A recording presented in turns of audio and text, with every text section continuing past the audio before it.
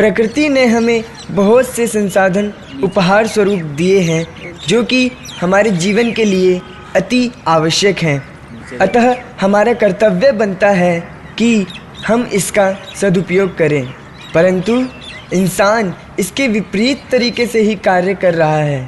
मनुष्य ही इस प्रकृति को सबसे अधिक क्षति पहुंचा रहा है। कहा जाता है कि जल ही जीवन है, बिन पानी सब सून। लेकिन जल ही जीवन तो तभी बन सकता है ना जब इसका सदुपयोग हो। आज जो जल पृथ्वी पर है उसमें अधिकतर पीने योग्य नहीं है, जिसका कारण मनुष्य ही है। और नहीं कुछ भी ये तो पानी है, और नहीं कुछ भी ये तो पानी है, पानी ही नहीं ये तेरी जिंदगानी है। जल हमें नदियों से प्राप्त होता है। जिन नदियों को हम माँ की तरह सम्मान और श्रद्धा से पूजते हैं, आज उनकी स्थिति खराब होती जा रही है। यमुना इसी का एक उदाहरण है। आज मनुष्य आस्था और परंपराओं से घिरा हुआ है, जिस कारण नदियों में फूल मालाएं, अस्थियां और प्रतिमाओं के विसर्जन आदि ऐसे अनेकों कार्य हैं जो प्रत्यक्ष रूप से नदियों को दूषित कर रहे हैं। क्या आप जानते हैं कि हाल ही में इस बार नवरात्र के पश्चात लगभग 3500 प्रतिमाओं का विसर्जन यमुना में किया गया है। यह कृत्रिम रंगों से बनती है जो जल को दूषित करती हैं।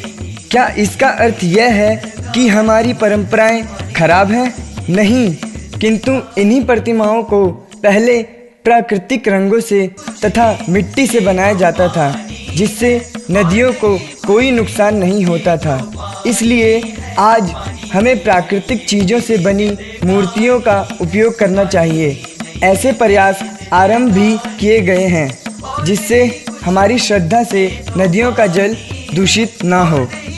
तो यहाँ पर हमारी एक श्री कृष्ण जन्माष्टमी समारोह समिति है, जिसका मैं उपाध्यक्ष हूँ।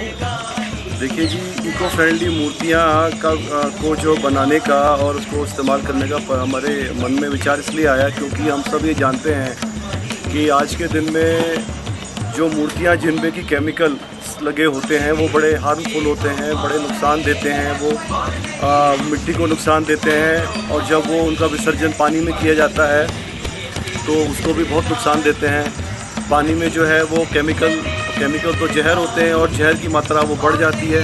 फिर उस पानी का हम उपयोग करते हैं, मतलब यही हुआ कि हम लोग जहर पीते हैं। इसीलिए हमने सोचा कि हमें जो है